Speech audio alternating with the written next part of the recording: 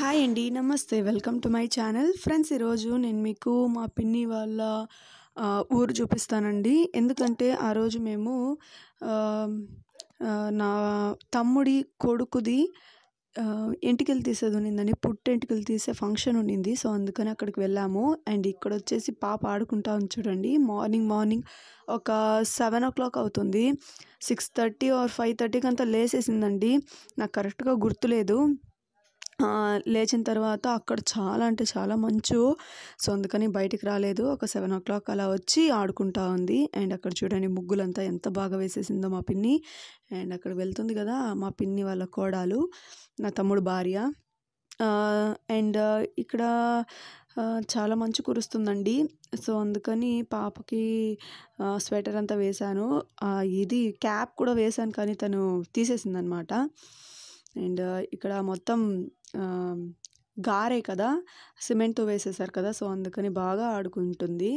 And అక్కడ మా తాత, మా అమ్మ, మా మామ కొడుకు, నా పిన్ని వాళ్ళ కోడలు, పాప, వీళ్ళు ముగ్గురు ఉప్పర్ మీటింగ్ పెట్టారనమాట.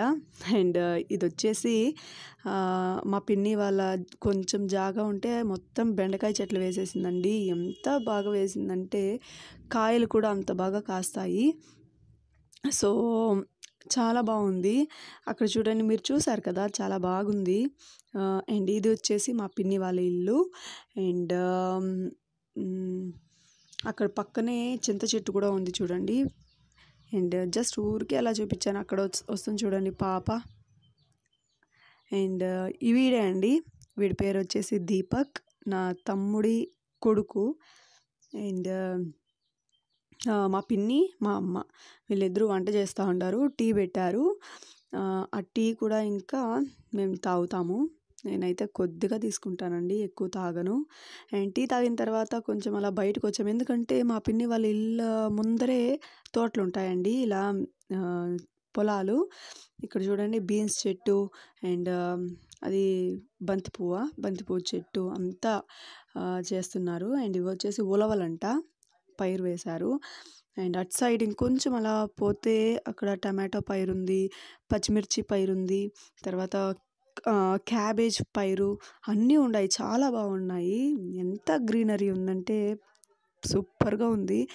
నాకు మీరేమీ అనుకోవద్దండి, ఎందుకంటే నేను ఎప్పుడు ఇలాంటి వీడియోస్ పెడతానని చెప్పి ఏమీ అనుకోకండి. ఎందుకంటే నాకు అలాంటి వీడియోస్ చాలా ఇష్టం. సో, అందుకని షూట్ చేస్తాను. అండ్ అందరూ షాపింగ్ మాల్స్ ఇలానే ఎక్స్ప్లోర్ చేస్తారు, కానీ నేను ఇవి కొంచెం మీకు చూపించాలనుకుంటాను అంతే.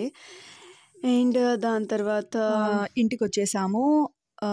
వీడు కూడా లేసేసారండి. వీడు 5:30 లేచాడు, బాగా ఆడుకున్నాడు, మళ్ళీ నిద్రపోయాడు, ఇప్పుడు లేచాడు.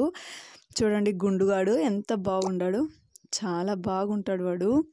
పాప, వీళ్ళిద్దరైతే బాగా ఆడుకుంటా ఉన్నారు ఇద్దరు. అక్కడ చూడండి కొంచెం ఎంటికలు వదిలేశారని చూపిస్తున్నాను. అండ్ కొన్ని ఘాట్లు కూడా పడినాయండి వీటికి గుండు కొట్టేటప్పుడు.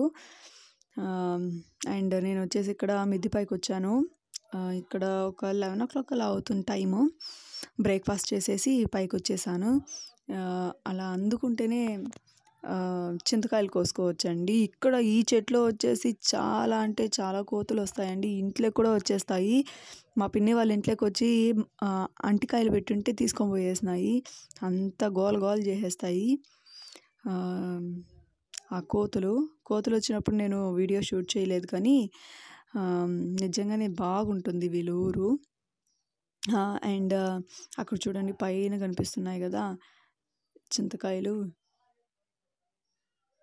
అందుతాయి చింతకాయలు కోసుకోవడానికి. అండ్ దాని తర్వాత ఇక్కడ మేము లంచ్ కూడా చేసి ఇంకా మా పిన్ని వాళ్ళ మామిడి తోపు ఉందండి వాళ్ళకి. సో, అది చూడడానికి పోతాము. అక్కడ కూడా కొన్ని బెండ చెట్లన్నీ నాటిందంట.